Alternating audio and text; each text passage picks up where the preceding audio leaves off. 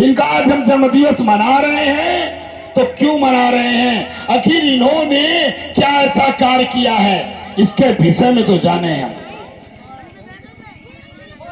उसे आत्मसात करें। अपने जीवन काल में बाबा साहब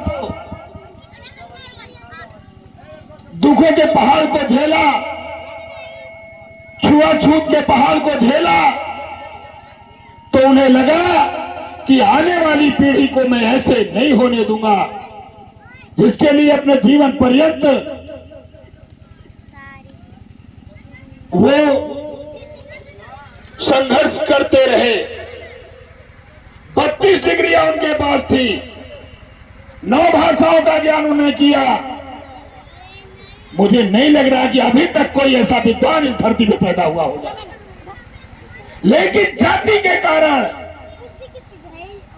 जन्म उनका तथाकथित दलित परिवार में हुआ, उस समय के अनुसार नीच जाति में हुआ, इसलिए उन्हें दुत्कारा गया। बहुत दिन बाद भारत रत्न का उन्हें पुरस्कार मिला, और यही महापुरुष कहीं और किसी जाति में, जिन्हें आप सवर्ण कहते हैं, ऊंची जाति में पैदा होते तो शायद कहते कि भगवान का अवतार है, कहते या नहीं कहते?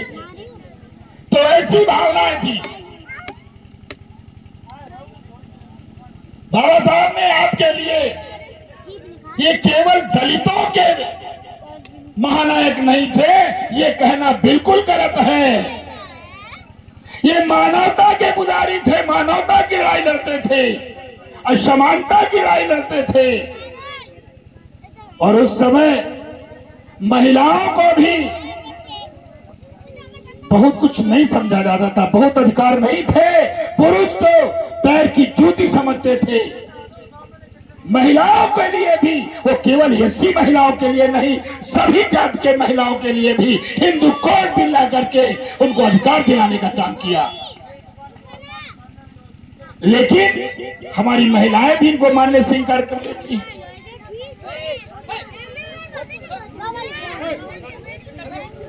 लंदन में गोलमेज सम्मेलन हो रहा था, बाबा साहब का पुत्र उसी समय मर चुका था। इनके बड़े भाई ने कहा, भीम तेरा बेटा मर गया है, और बाबा साहब की अटैची तैयार लंदन जाने के लिए, का पहले इसका दाह संस्कार कर ले तब वहां जाना।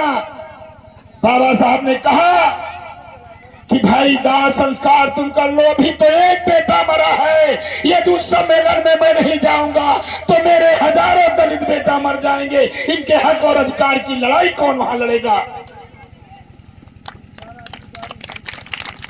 बाबा साहब ने अपने बेटे का दाह संस्कार नहीं किया, यह आपके लिए।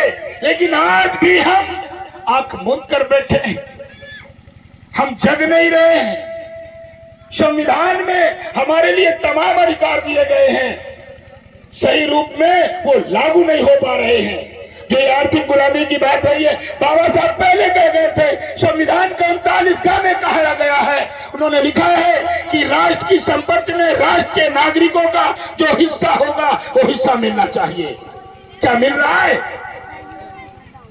राष्ट्र की संपत्ति कोयला है, बालू है, तांबा है, लोहा है, चांदी है, जो भी जमीन से चीज निकल रही है उन सब में हमारा अधिकार है। लेकिन ये नेता, कोई भी किसी पार्टी का नेता ये देने को तैयार नहीं है। इस बात की कोई आवाज उठाता है क्या? यही है आर्थिक गुलामी का कारण। बाबा साहब चाहते थे सब सम्मान की जिंदगी जिए,